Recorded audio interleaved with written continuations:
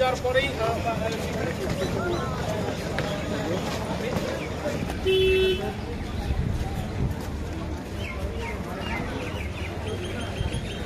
কোথায় বাড়ি আপনার বাংলাদেশে?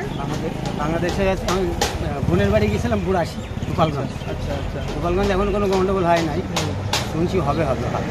আচ্ছা, আপনি কি কি পরিস্থিতি দেখলেন? অভিজ্ঞতা আমাদের জানান। ধরুন টিভিতে যা দেখেছি কিন্তু এমনি বাস্তবে কিছু দেখতে পাইনি। আসার পথে ঢাকা যাওয়ার ইচ্ছে ছিল, কিন্তু এই গন্ডগোলে ঢাকা যেতে পারি। আসার পথে কোনো সমস্যা? সব সমস্যা মানে গাড়িতে করে চলে এসেছি, মোটরসাইকেল খুলনা এসেছি, খুলনা থেকে অটো ধরে চলে এসেছি। আচ্ছা, আপনি বাংলাদেশ যাচ্ছেন কি? হ্যাঁ, বাংলাদেশ যাচ্ছি। আপনার বাড়ি বাংলাদেশে? আমার বাড়ি বাংলাদেশে, মনিরামপুর থানা।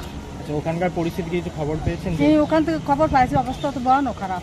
আপনার এলাকায় কি পরিস্থিতি, কি খবর? আমার এলাকায়ও ভাঙচুর, মানে আমরা 96।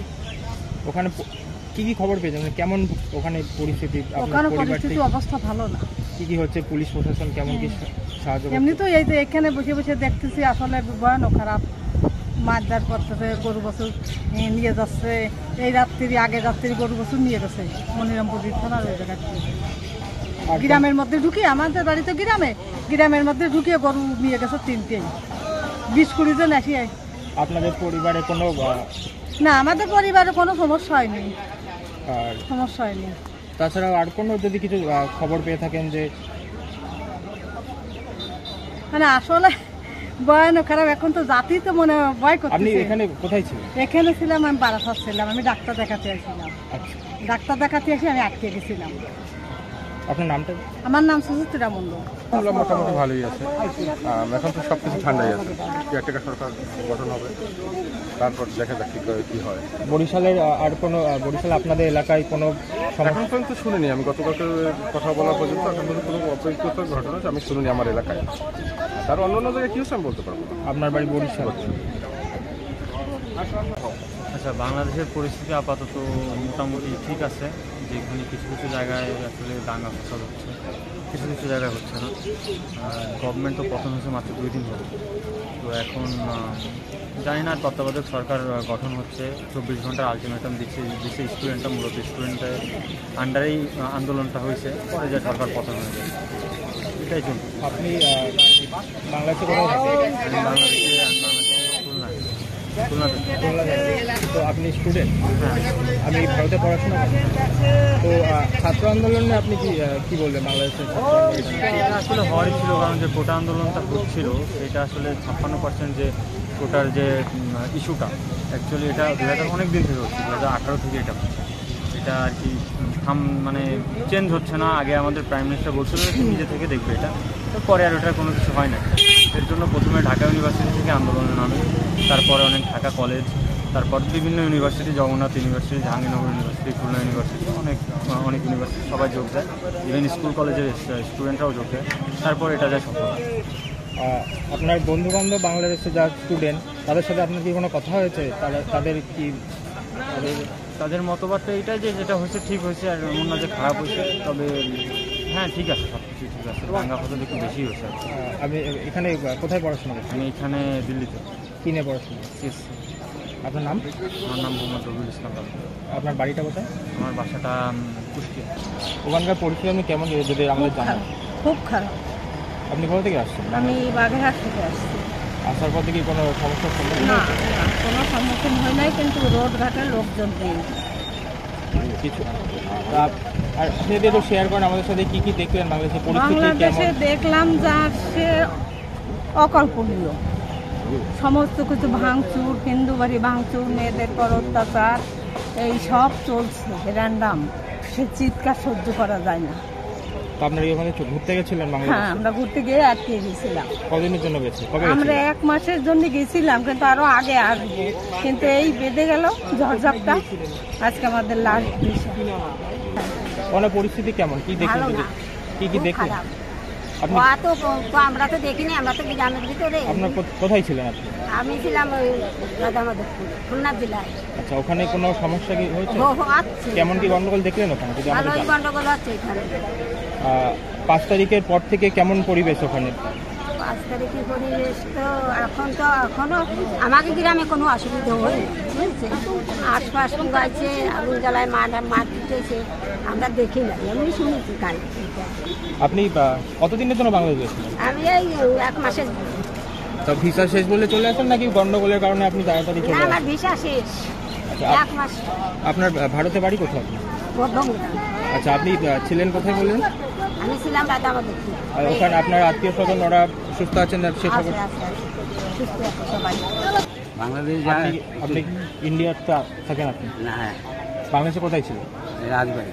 তো ওখানকার বাংলাদেশে কেমন কি পরিস্থিতি দেখলেন? গন্ডগোলের চিহ্ন? এখনই খুবই খারাপ চলছে, এবং সবচেয়ে বেশি হচ্ছে হিন্দু বাড়িগুলো, তাদের রাত্রে বেরোতে থাকা খুবই কষ্ট হচ্ছে।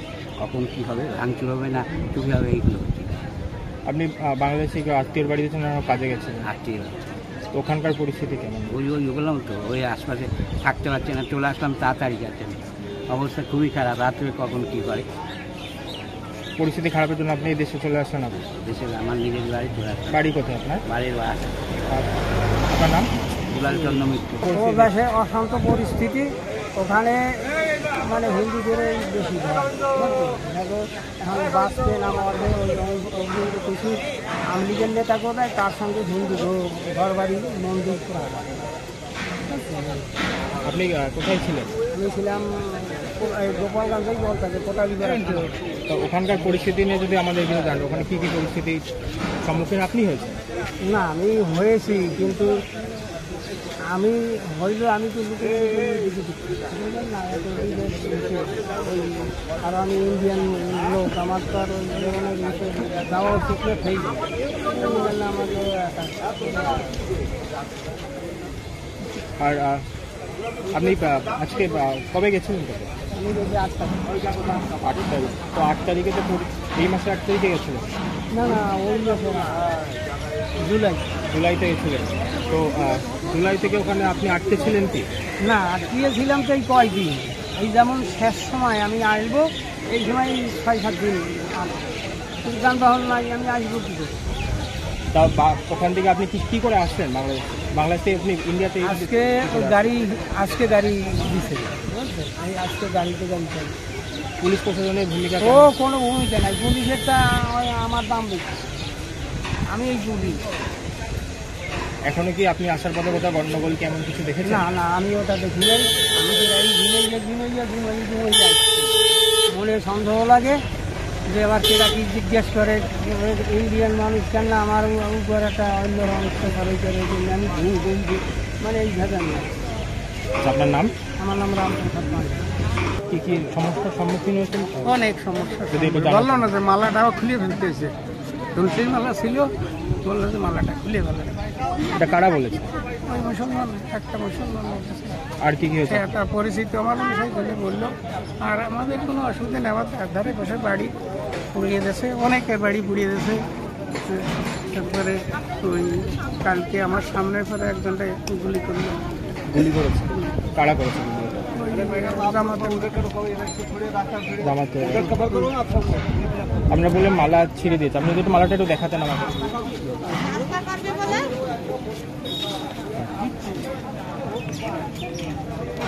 মালাটা গলায় ছিল, মালাটা খুলে গেল।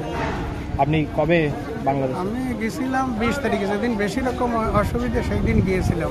আমার ওই এক দিদি আর বোনের হয়তো মারা গেছে অ্যাক্সিডেন্ট করে, সেই জন্য গেছিলাম, আমি যেতাম না। তাও সিল মারা গেলে এরা বলতেছে, সিল মেরে বলতেছে কি যে বাংলাদেশে যাচ্ছেন তো আপনার জীবনের রিস্ক ভারত গভর্নমেন্ট নেবে না। তার বললাম যে সিল মারলেন, এটা কারা বলেছে যে আপনার জীবনের ভারত গভর্নমেন্ট নেবে না? এই কাস্টম অফিসার। আর কিছু বলেনি। তখন আমি বললাম যে স্যার সিল মারলেন খেতে, সিল না মারলেন ব্যাক করতাম। সিল মারা হয়ে গেছে। তখন বললো যে যাবেন কোথায়, বললো যে নড়াইলি যাবো। তবে নড়াইলিতে গেলে অসুবিধা নেই, আপনি সিলে যাবেন। আর নড়াইলি কোনো অসুবিধা হয়েছিল না প্রথম এই 3 দিন অসুবিধা। 3 দিন ওই লাঠি ঠাঙ্গা নিয়ে সব বাড়ির পাশে ওদের যে আজকে বাড়ি ছিলাম বাড়ির পাশে সব দৌড়াদৌড়ি হুড়োহুড়ি। ওখানে আপনি বলছিলেন যে মন্দিরের কিছু সমস্যা, হ্যাঁ, মন্দিরে তো ভেঙেছে। আর আমাদের বাড়ির পাশে যে মন্দিরটা ভাঙতে গেছিল, কিন্তু একটা ওই আছে ওই কালো মতন ওই কি বলে তো ওটাকে শিব মন্দির, ওইটা কিছু একটু ভাঙিছে। কিন্তু তার শিব মন্দির ভেঙেছে? হ্যাঁ, শিব মন্দির ভেঙেছে। তা ওটা সম্পূর্ণ ভাঙতে পারেনি। ওখানকার কয়েকজন মুসলমান তারা বললো যে মন্দির ভাঙবে না। আর আপনার নাম? রঞ্জিত ঘটক, আপনার বাড়িটা কোথায়? রানাঘাট। হ্যাঁ, বাংলাদেশ চার্চে। বাংলাদেশের বাড়ি আপনার? জি, বাংলাদেশ। আচ্ছা, ওখানকার পরিস্থিতি কেমন কি যদি আপনাদের একটু জানান? বর্তমানে ভালো না। কী কী দেখলেন? ওই সব মারপিট করছে, আমাদের প্রধানমন্ত্রী দেশ ছিঁড়েছে, তাই নিয়ে সব গন্ডগোল ঝামেলা। আপনি কোথা থেকে আসছেন?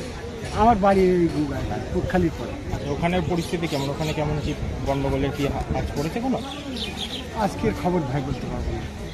আর 5 তারিখে শেখ হাসিনা পদত্যাগ করার পরে আর তার আগের পরিস্থিতি কেমন যদি একটু আমাদের জানাতেন। আগের পরিস্থিতি মানে ওই ধর ওই বিএনপির লোকেরা ওই সব আমলিকের লোকেদের মারপিট করছে। আর তার 5 তারিখের পরের পরিস্থিতিটা কেমন? কালকেও তো ঘর বাড়ি সব ভাঙচুর, হাতে জায়গায় অনেক কিছু করছে। আপনার দিকে কোনো অশান্তি হয়েছে কি এমন? না, আমরা ভাই মাঠে চাষ কাজ করি, লোকের করা ছাড়া করে। আপনার ভারতে আসার কারণটা কি? আমি একটু ডাক্তারের কাছে যাবো ভাই।